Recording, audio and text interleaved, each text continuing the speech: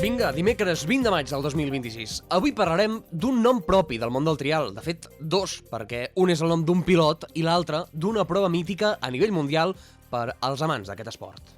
L'infopodcast del 9-9, amb Eudald Puig. Em penso que ho dic bé, Xavi Verdolet? Ho dius bé, Eudald. Parlem de l'Adam Raga, el pilot de Centelles, que aquest segon cap de setmana de maig va aconseguir la seva primera victòria als 6 dies de trial d'Escòcia, una de les proves més mítiques i exigents del món del trial, justament. I això no és pas poca cosa, Gens ni mica. És una competició amb molta tradició, duríssima, llarguíssima i bastant xopa, és Escòcia, de fet, que reuneix centenars de pilots cada any. De fet, Raga ja l'havia disputat 2 vegades abans i sempre s'havia resistit. L'any 2000, com el 25, que va quedar, de fet, segon.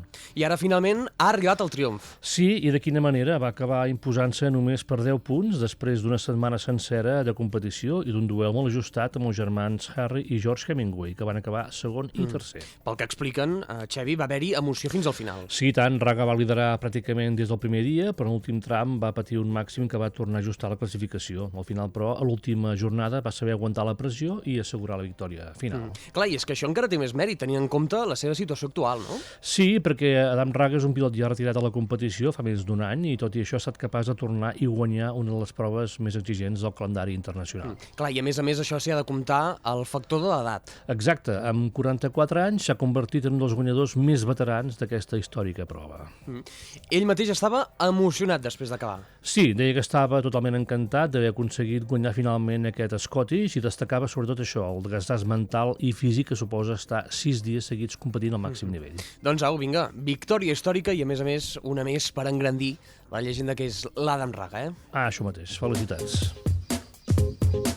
I avui, on anem? I vinga, Xavi, acabem amb una proposta per fer aquest dimecres que no sé si va relacionada amb el món de l'esport. No ben bé, un acte... Bueno, de fet sí, Sí? Sí, ara que ho dius és veritat. Un acte del Museu Medieval de Vic, que no va de medieval, però sí que va d'històric i d'esports, efectivament. Un documental comentat en directe pel seu autor, en Pau Arbós, sobre el Tour del 69. Home! El primer dels 5 que acabaria guanyant la llegenda Eddy Merckx, i això serà a la sala d'actes del museu a les 7 del vespre. És anar sobre rodes, però en aquest cas sense motor, Més a poc, però també fa pujada. Exacte. Xavi Verdolet, moltíssimes gràcies. A tu, Tornem demà. Adéu. que vagi bé.